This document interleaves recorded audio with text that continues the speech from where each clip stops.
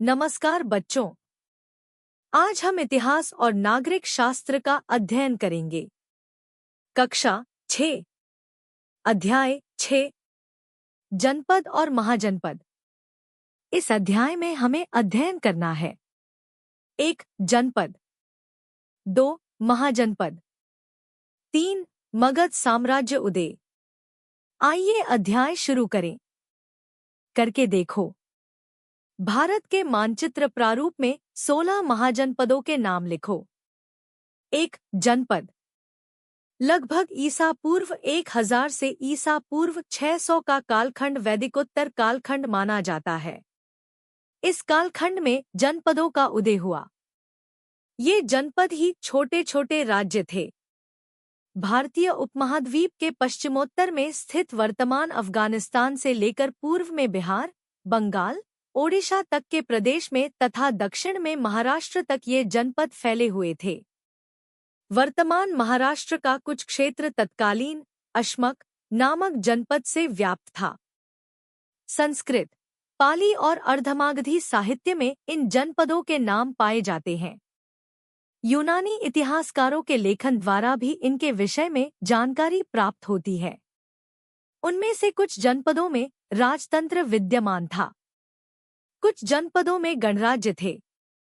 जनपदों में अनुभवी व्यक्तियों की गणपरिषद हुआ करती थी।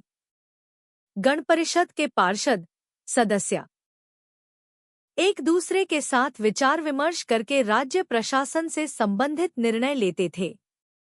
इस प्रकार का विचार विमर्श जहां होता था, उस सभागार को संथागार कहते थे। गौतम बुद्ध शाक्य गणतांत्रिक राज्य से संबंधित थे। प्रत्येक जनपद के अपने अपने सिक्के थे। 2. महाजनपद। महाजनपद कोसल, वत्स, अवंती, मगध, कोसल। कोसल महाजनपद का विस्तार हिमालय की तलहटी में नेपाल और उत्तर प्रदेश में हुआ था। इस राज्य के श्रावस्ती, कुशावती और साकेत नगर विख्यात थे। श्रावस्ती कोसल महाजनपद की राजधानी थी।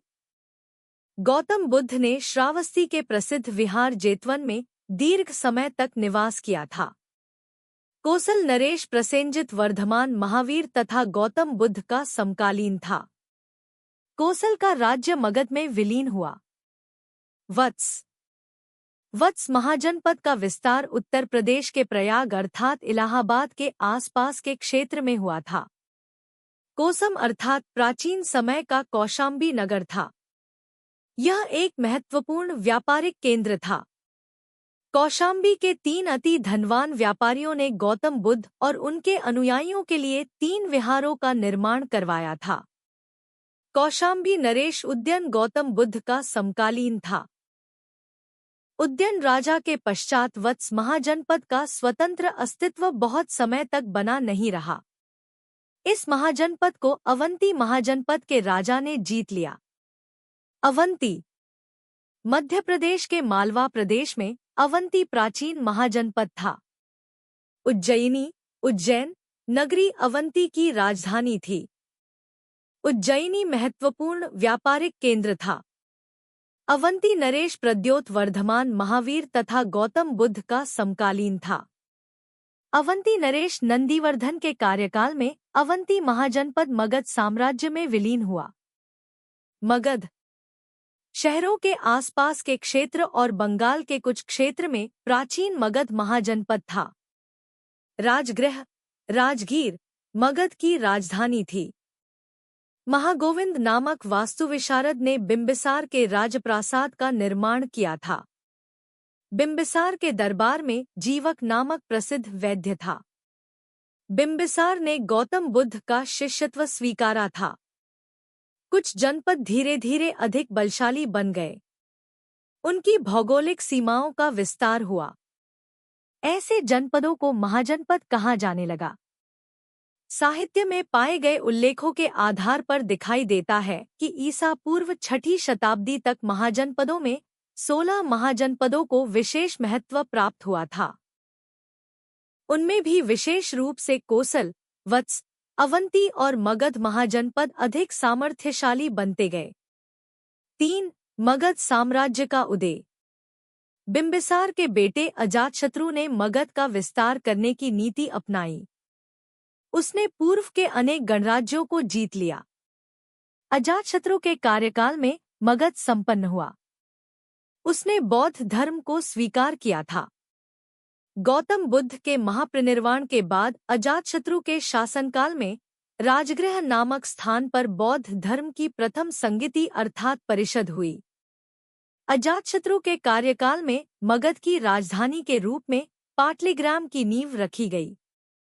यही पाटलिग्राम कालांतर में पाटलिपुत्र नाम से प्रख्यात हुआ। पाटलिपुत्र वर्तमान पटना शहर के परिसर में होना चाहिए। अजातशत्रु के पश्चात मगध के कई राजा हुए। उनमें शिशुनाग विख्यात राजा था।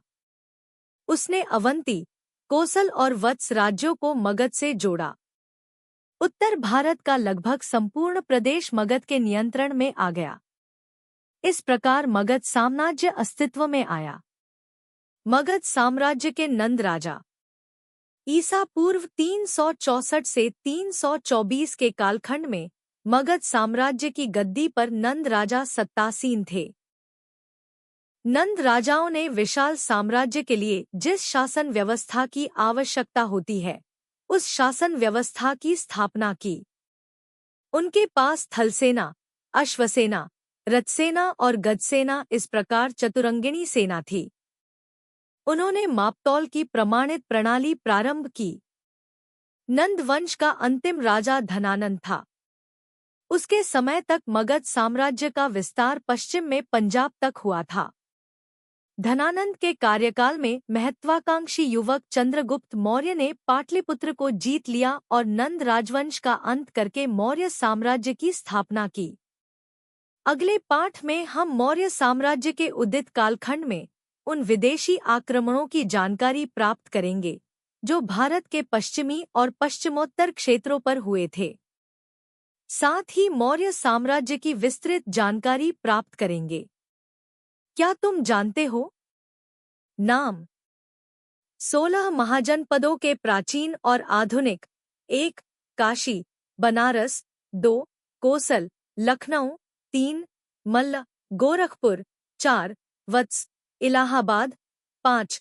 चेदी, कानपुर। 6. कुरु, दिल्ली। 7. पांचाल, रुहेलखंड। 8. मत्स्य, जयपुर। 9. शूरसेन, मथुरा। 10. अश्मक, औरंगाबाद महाराष्ट्र। 11. अवंती, उज्जैन। 12. अंग, चंपा पूर्व बिहार। 13. मगध, दक्षिण बिहार। 14. वृज्जी, वज्जी, उत्तर बिहार। 15. गांधार, पेशावर। 16.